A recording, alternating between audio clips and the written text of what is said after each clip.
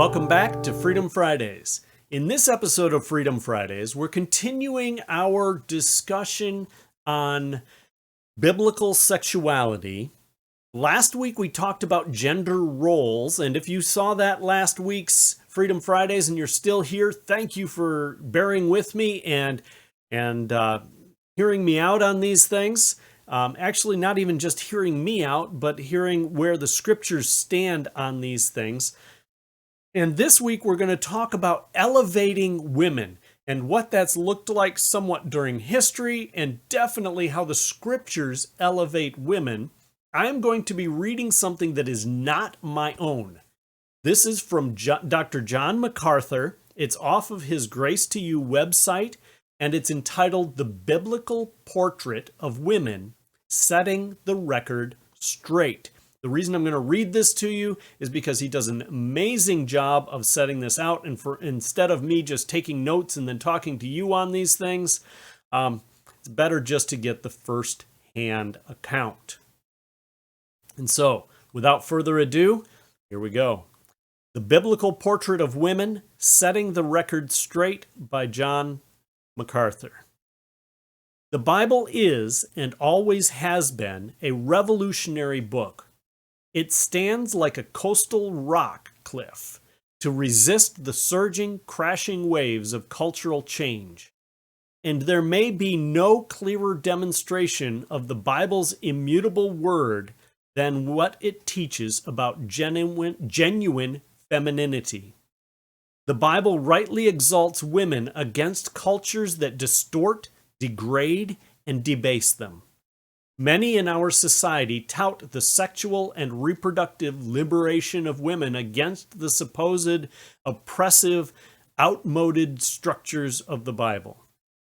I have to ask, in what way are women truly free?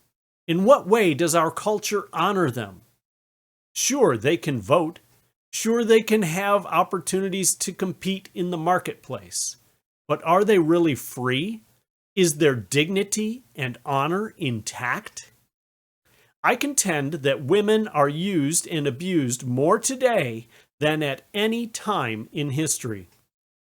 Pornography turns women into objects and victims of dirty, cowardly peeping toms who leer at them with greedy eyes. Throughout the world, women are traded like animals for sexual slavery. In more civilized places, men routinely use women for non-consequence, non-commitment sex, only to leave them pregnant without care and support. Abortion rights groups aid and abet male selfishness and irresponsibility, and they free women to murder their unborn children. Women are left alone, emotionally scarred, financially destitute, and experientially guilty, ashamed, and abandoned. Where's the freedom, dignity, and honor in that? Modern technological advances have enabled the culture to mainstream the degradation of women like never before. But ancient cultures were no better. Women in pagan societies during biblical times were often treated with little more dignity than animals. Some of the best-known Greek philosophers, considered the brightest minds of their era, taught that women are inferior creatures by nature.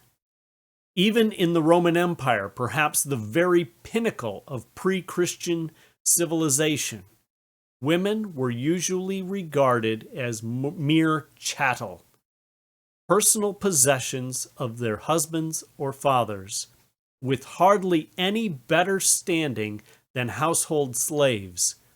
That was vastly different from the Hebrew and biblical concepts of marriage as a joint inheritance and parenthood as a partnership where both father and mother are to be revered and obeyed by the children. Leviticus 19:3. Pagan religion tended to fuel and encourage the devaluation of women even more. Of course, Greek and Roman mythology had its goddesses, such as Diana and Aphrodite, but don't imagine for a moment that goddess worship in any way raised the status of women in society. The opposite was true. Most temples devoted to goddesses were served by sacred prostitutes, priestesses who sold themselves for money, supposing they were performing a religious sacrament. Both the mythology and the practice of pagan religion have usually been overtly demeaning to women. Male pagan deities were capricious and sometimes wantonly misogynistic. Religious ceremonies were often blatantly obscene, including such things as erotic fertility rites, drunken temple orgies, perverted homosexual practices, and in the very worst cases, even human sacrifices. Contrast all of that, ancient and contemporary, with the Bible. From cover to cover, the Bible exalts women. In fact, it often seems to go out of the way to pay homage to them, to ennoble their roles in society and family, to acknowledge the importance of their influence, and to exalt the virtues of women who were particularly godly examples. From the very first chapter of the Bible, we are taught that women, like men, bear the stamp of God's own image. Genesis 1:27 and Genesis 5:1 through 2. Men and women were created equal. Women play prominent roles in many key biblical narratives. Wives are seen as venerated partners and cherished companions to their husbands, not merely slaves or pieces of household furniture. Genesis 2:20 through 24, Proverbs 19:14, and Ecclesiastes 9:9. At Sinai, God commanded children to honor both their father and mother. Exodus 20:12. Of course, the Bible teaches divinely ordained role distinctions between men and women, many of which are perfectly evident from the circumstances of creation alone. For example, women have a unique and vital role in childbearing and the nurture of little ones. Women themselves also have a particular need for support and protection because physically they are, quote, weaker vessels, end quote, 1 Peter 3:7. Scripture establishes the proper order in the family and in the church accordingly, assigning the duties of headship and protection in the home to husbands, Ephesians 5:23, and appointing men in the church to the teaching and leadership roles, 1 Timothy 2:11 through 15. Yet women are by no means marginalized or relegated to any second-class status.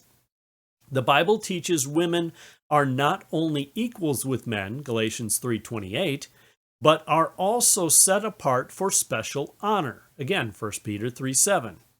Husbands are commanded to love their wives sacrificially as Christ loves the church, even if necessary at the cost of their own lives, Ephesians 5:25 through 31. The Bible acknowledges and celebrates the priceless value of a virtuous woman, Proverbs 12:4, Proverbs 31:10, 1 Corinthians 11:7. Christianity, born at the intersection of East and West, elevated the status of women to an unprecedented height. Jesus' disciples included several women, Luke 8:1 through 3. A practice almost unheard of among the rabbis of his day. Not only that, he encouraged their discipleship by portraying it as something more needful than domestic service. Luke 10:38 through 42. In fact, Christ's first recorded explicit disclosure of his own identity as the true Messiah was made to a Samaritan woman. John chapter 4, verses 24 and 25. He always treated women with the utmost dignity, even women who might otherwise be regarded as outcasts. Matthew 9:20 through 22, Luke 7:37 to 50, John 4, 7 through 27. He blessed their children, Luke 18, 15 and 16, raised their dead, Luke 7, 12 through 15, forgave their sin, Luke 7, 44 through 48, and restored their virtue and honor, John 8, 4 through 11. Thus he exalted the position of womanhood itself.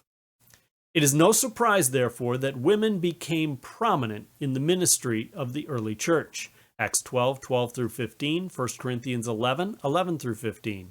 On the day of Pentecost, when the New Testament church was born, women were there with the chief disciples, praying. Acts 1, 12 through 14.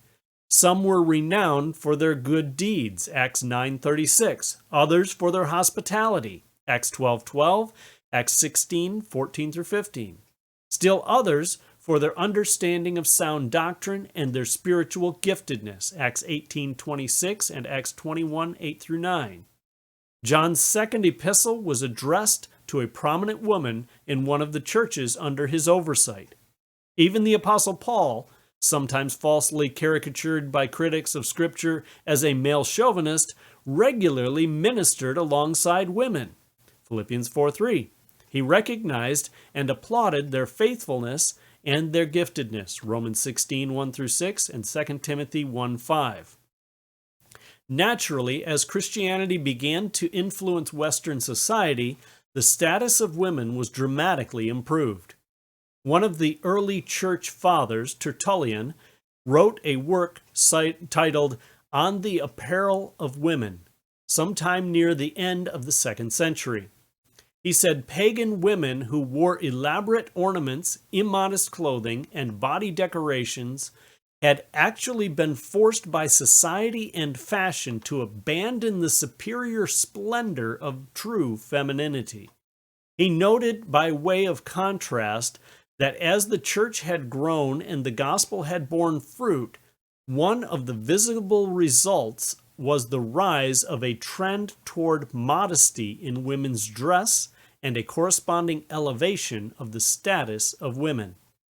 He acknowledged that pagan men commonly complained, ever since she became a Christian, she walks in poorer garb. Christian women even became known as modesty priestesses. But Tertullian said, as believers who lived under the lordship of Christ, women were spiritually wealthier, more pure, and thus more glorious than the most extravagant women in pagan society. Clothed with, quote, with the silk of uprightness, the fine linen of holiness, the purple of modesty, end quote. They elevated feminine virtue to an unprecedented height. Even the pagans recognized that. Chrysostom, perhaps the most eloquent preacher of the 4th century, recorded that one of his teachers, a pagan philosopher named Libanius, once said, "Heavens, what women you Christians have!" What prompted Libanius's outburst was hearing how Chrysostom's mother had remained chaste for more than 2 decades since becoming a widow at age 20. As the influence of Christianity was felt more and more, women were less and less vilified or mistreated as objects for the amusement of men. Instead, women began to be honored for their virtue and faith. In fact, Christian women converted out of pagan society were automatically freed from a host of demeaning practices. Emancipated from the public debauchery of temples and theaters where women were systematically dishonored and devalued, they rose to prominence in home and church, where they were honored and admired for feminine virtues like hospitality, ministry to the sick, the care and nurture of their own families, and their loving labor of their hands. Acts 9:39. That's always been the trend. Wherever the gospel has spread, the social, legal, and spiritual status of women has, as a rule, been elevated. When the gospel has been eclipsed, whether by repression, false religion, secularism, humanistic philosophy, or spiritual decay within the church, the status of women has declined accordingly. Even when secular movements have arisen claiming to be concerned with women's rights, their efforts have generally been detrimental to the status of women. The feminist movement of our generation, for example, is a case in point. Feminism has devalued and defamed femininity. Natural gender distinctions are usually downplayed, dismissed, despised, or denied. As a result, women are now being sent into combat situations, subjected to grueling physical labor once reserved for men, exposed to all kinds of indignities in the workplace, and otherwise encouraged to act and talk like men. Meanwhile, modern feminists heap scorn on women who want family and household to be their first priorities. In so doing, they disparage the role of motherhood, the one calling that is most uniquely and exclusively feminine.